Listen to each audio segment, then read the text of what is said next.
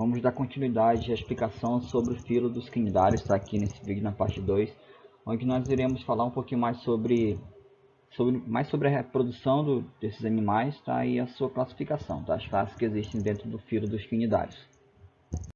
Então vamos começar com a reprodução, tá? Os quinidários eles podem se reproduzir tanto assexuadamente quanto sexuadamente, tá? Na reprodução assexuada acontece mais a forma do brotamento, tá? Sexuada por brotamento. Lembrando lá no vídeo anterior que eu falei das células intersticiais, aquelas células intersticiais elas têm a capacidade de formar qualquer tipo de célula desse indivíduo, tá bom? Então elas facilitam muito o trabalho da reprodução assexuada por brotamento nos quinidários, porque elas podem se desenvolver, tá? E aí ajudar a formar um novo indivíduo.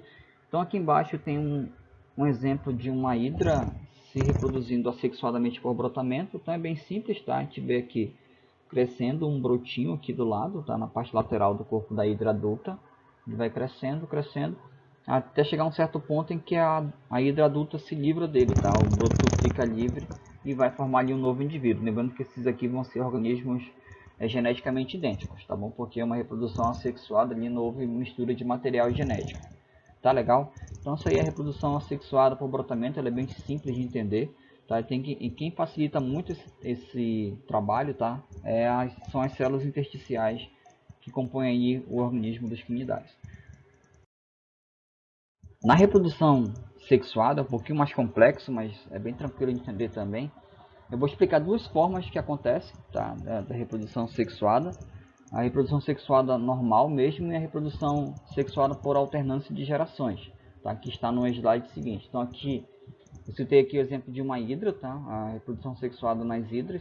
As hidras, só para exemplificar para vocês, na maioria das vezes elas são animais dioicos, em que nós iremos encontrar o macho e a fêmea, tá? Então são sexos separados, assim como o ser humano é um animal dioico, tá? Então o que acontece? É bem simples, tá? A hidra adulta macho ela vai liberar no ambiente o espermatozoide, tá? Na água. Esse espermatozoide ele vai procurar uma hidra adulta fêmea, tá? Na região ali do óvulo, onde o óvulo está localizado, e vai acontecer a fecundação, tá? A fecundação, o espermatozoide vai lá e fecunda esse óvulo. Aí essa estrutura ela sofre bastante divisões celulares, tá, gente? Lá no começo, as clivagens, tá? Aqui o estágio de blástula, tá? Ela está se dividindo aqui, as células estão se multiplicando, tá? Está se desenvolvendo, está formando tipo uma cápsula, tá? Ao redor dessa estrutura. Então aqui existe esse embrião, tá? Esse embrião está sofrendo blástula, o fecundado sofre blástula. Aí chega um determinado momento em que ele vai se romper, tá? Ele se rompe. Aí ele libera, ou ele vai liberar no ambiente uma hidra uma hidra pequena, tá, para se desenvolver, ou ele vai liberar, algumas espécies podem liberar uma estrutura chamada de larva plânula, tá? Essa larva vai ter um curto período de vida livre, em que ela vai poder se locomover pela água, tá, até encontrar um ambiente favorável para ela. Aí ela vai se fixar no substrato, aí ela vai sofrer as transformações. Tá? A larva vai formar um pequeno pólipo, tá? Para dar origem a uma nova hidra. Então isso aqui é uma reprodução sexuada. Citei o exemplo aqui das hidras. E existe uma outra forma de reprodução sexuada que acontece em vários tipos de quinidários, tá? Que ocorre um ciclo de vida chamado de alternância de gerações, que tem outro nomezinho também que é chamado de metagênese. Tá? Então os pólipos e as medusas participam aí nesse ciclo aí de alternância de gerações. Os pólipos participando da fase assexuada e as medusas da fase sexuada. Como que isso vai acontecer? É bem simplificado aqui o esquema, tá? Nessa figura.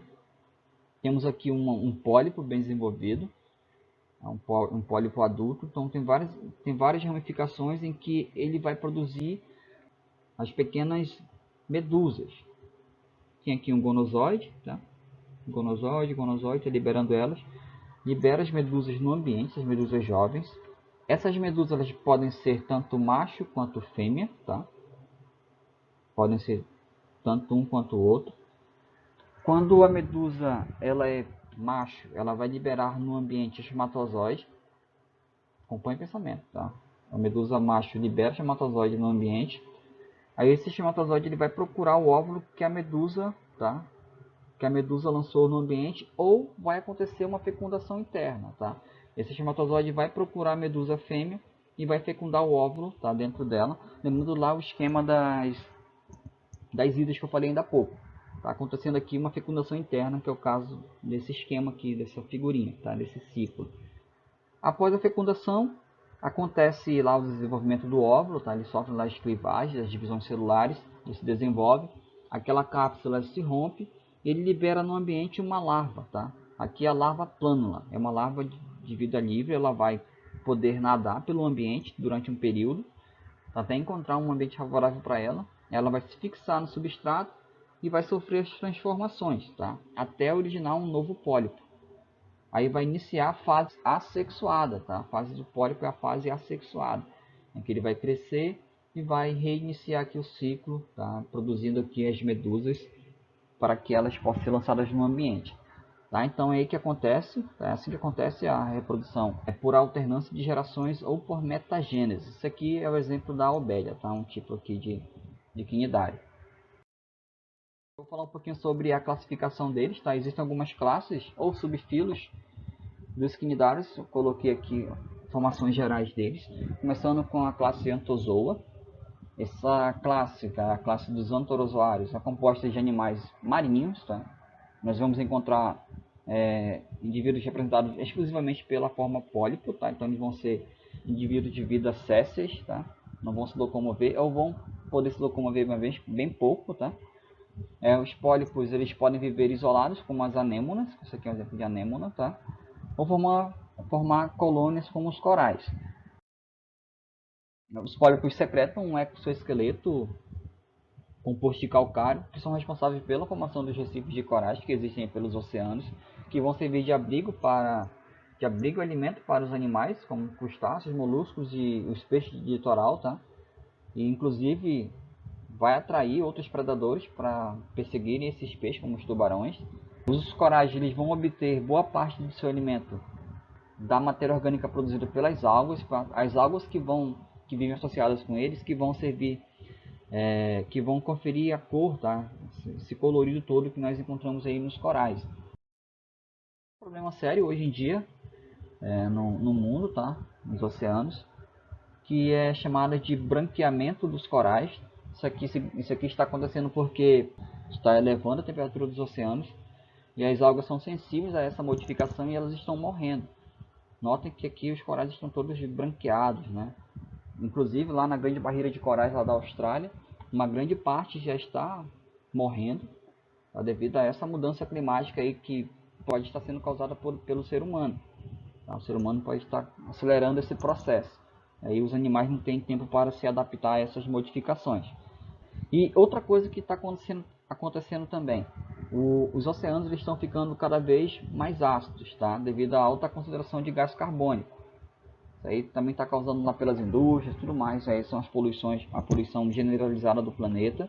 Tá deixando o pH mais ácido, dificulta a formação dos exoesqueletos de carbonato de cálcio. Lembrando que pH ácido, tá, dificulta essa produção, porque o carbonato de cálcio possui um pH alcalino, tá, é o oposto de ácido, é outra extremidade.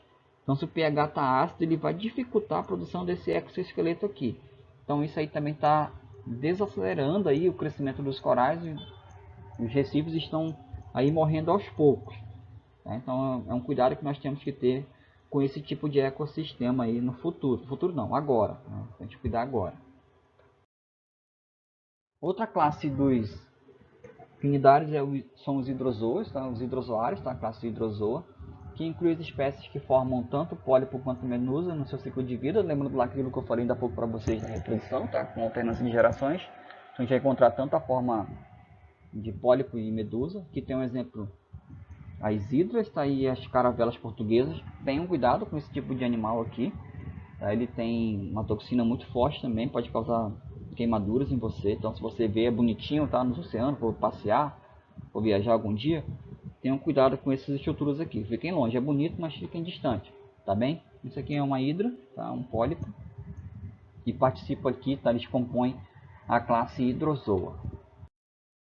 Outra classe dos quinidários são os cifozoários, tá? A classe cifozoa, onde se encontram as águas-vivas, que são exclusivamente marinhas, tá? Representadas pelas medusas mais desenvolvidas do que os hidrozoários. Tá? Então aqui tem umas medusas também bonitas, mas perigosas, tenham cuidado também, se virem aí, se afastem, porque elas podem causar danos a você. Tá? Eles participam aqui do grupo dos cifozoários. Mais perigosas que as medusas do grupo dos cifozoários, nós temos a classe Cubozoa, tá? Que são os quinidários cubozoários aqui, tá? São as medusas que fazem parte desse grupo aqui, que possuem uma toxina muito mais forte, tá? Muito mais perigosa, causando grandes danos aí nos banhistas. Em geral, elas vivem em águas tropicais e, como eu falei, possuem quinidócitos altamente tóxicos, tá, gente? Aqui tem algumas figurinhas aqui, por exemplo, a vespa do mar, que são encontradas em certas épocas do ano, causam muitos danos aos banhistas. Aqui tá, percebam que onde encostou os tentáculos desse tipo aqui de medusa, ficou a marca dela, tá? A queimadura. Para vocês terem ideia do quão forte é aqui a toxina liberada por esse tipo de quinidário. No nosso litoral, tá? No litoral brasileiro, é encontrada uma cubomedusa da espécie Chiropsalmus quadrumanus, tá? Esse animal provoca mais mortes do que tubarões no litoral, para vocês terem ideia do quão perigosos eles são. Tá? Então, aí nós temos essas são as classes que compõem o grupo dos quinidários. Tá, gente? Eu espero que vocês tenham entendido aí alguma coisa, alguma curiosidade que tenha ficado aí para vocês. Muito obrigado, tá? Até a nossa próxima aula.